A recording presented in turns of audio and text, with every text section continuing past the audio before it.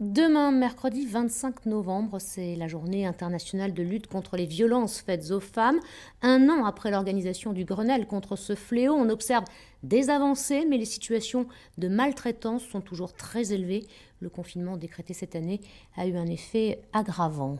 Et on va plus loin ce soir avec notre invitée, maître Christelle Compin-Lecroiset. Bonsoir. Bonsoir. Vous êtes avocate au barreau de Bordeaux. Diriez-vous que depuis un an et le Grenelle pour lutter contre les violences faites aux femmes, eh bien, elles osent davantage venir et demander de l'aide?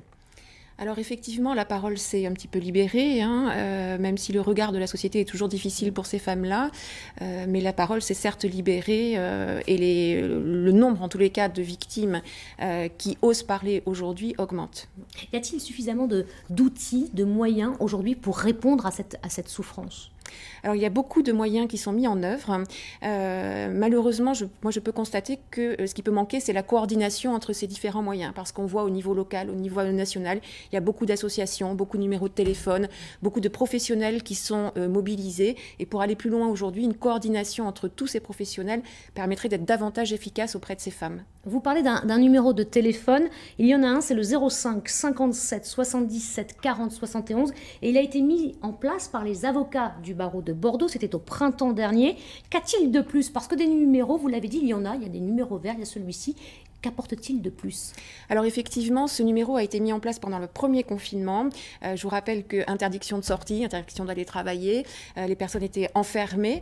Dès le 3 avril, nous avons pris conscience, parce que nous savons déjà qu'il y a vraiment des problèmes de violence intrafamiliale. Ce numéro a permis à une personne d'être en contact directement avec un avocat. Et c'est ça qui est nouveau aussi dans le service que nous pouvons proposer et permettre aussi une initiative locale.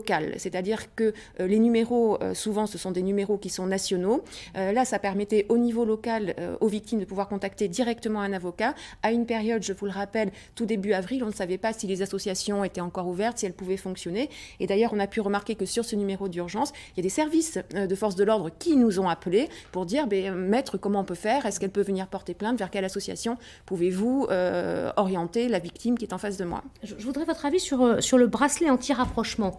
Il a été justement proposé à l'issue du Grenelle. Il a été déployé début septembre. Est-ce le cas ici à Bordeaux en Gironde? Alors le problème de ce bracelet anti-rapprochement, c'est qu'il faudrait qu'il nous ait annoncé depuis un certain temps.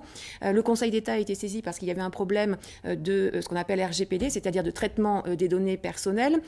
Plus un problème également financier, parce qu'on sait que la justice aujourd'hui, malheureusement, n'est pas très avantagée dans ce domaine-là.